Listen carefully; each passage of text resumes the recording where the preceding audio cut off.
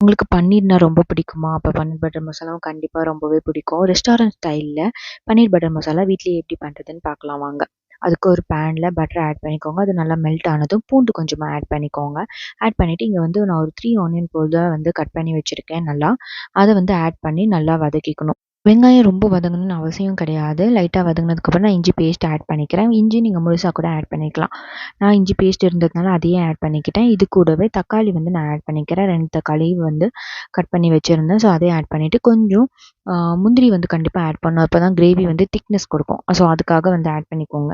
வெங்காயம் 4 வெங்காயம் போல எடுக்கிறீங்கன்னா, நீங்க 2 தக்காளி எடுத்தாவே போதும். ஏன்னா, தக்காளி ரொம்ப நாட்டு தக்காளி மாதிரி எடுத்துட்டீங்க அப்படின்னா, அது ரொம்ப புளிப்பாயிடுது. ஸோ அதனால பார்த்து எடுத்துக்கோங்க. எல்லாத்தையுமே ஆற வச்சு நம்ம அரைச்சி கிரேவியா ரெடி பண்ணிக்கலாம்.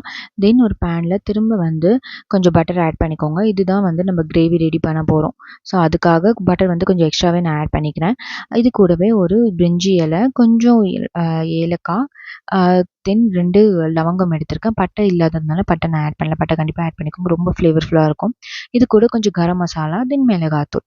தனி மிளகாத்தூள் தான் எடுக்கணும். நீங்க குழம்பு மிளகாத்தூள் எடுத்துறக்கூடாது. ஸோ இது எல்லாமே கொஞ்சம் கொஞ்சம் ஆட் பண்ணிட்டு நான் ஒரு ஸ்பூன் எடுத்திருக்கேன். என்னோட கிரேவிக்கு ஏத்த மாதிரி, காரத்துக்கு ஏத்த மாதிரி நீங்க வந்து அட்ஜஸ்ட் பண்ணிக்கலாம்.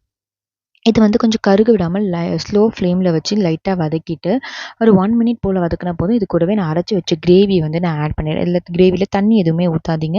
அப்படியே திக்காக அரைச்சி கொஞ்சம் லைட்டாக இந்த எண்ணெயோட மிக்ஸ் பண்ணி விட்டுருங்க. அதுக்கப்புறமா கொஞ்சமாக நீங்கள் ரொம்ப கெட்டியாக இருக்க மாதிரி இருக்குது அப்படின்னா நீங்கள் கொஞ்சமாக இதில் வந்து தண்ணியை ஊற்றிக்கலாம். ஸோ தண்ணி ஊற்றி இது கொஞ்சம் நல்லா கொதிக்கணும். ஏன்னா மிளகாய் தூள்லாம் நம்ம போட்டிருக்கோம்னா அதோட பச்சை வாசனை போகும். ஸோ அதுக்காக விட்டுட்டு நான் பன்னீர் வந்து கட் பண்ணி ரெடியாக வச்சுருந்தேன். ஸோ 200 கிராம் பன்னீர் தான் நான் எடுத்திருந்தேன். அந்த பன்னீர் வந்து நான் இதில் ஆட் பண்ணிக்கிறேன்.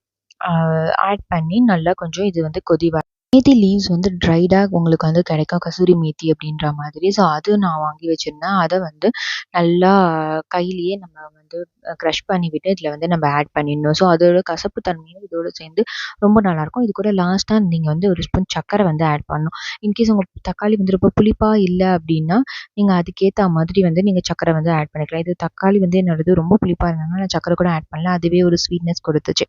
ஸோ நான் வந்து ரெடிமேட் பரோட்டா தான் வாங்கி வச்சிருந்தேன். ஐடியில வரும் இல்லையா? ஸோ 5 பீசஸ் அது வந்து நான் ஹீட் பண்ணிக்கிட்டேன்.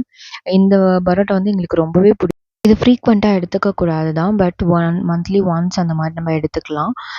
ஸோ இதை ஹீட் பண்ணியாச்சு. பண்ணிட்டு நாங்க பன்னீர் பட்டர் மசாலா கிரேவி ரெடி பண்ணி வச்சிருந்தேன் இல்லையா? ஸோ அதோட வச்சு பிரேக்ஃபாஸ்ட் முடிச்சாச்சு.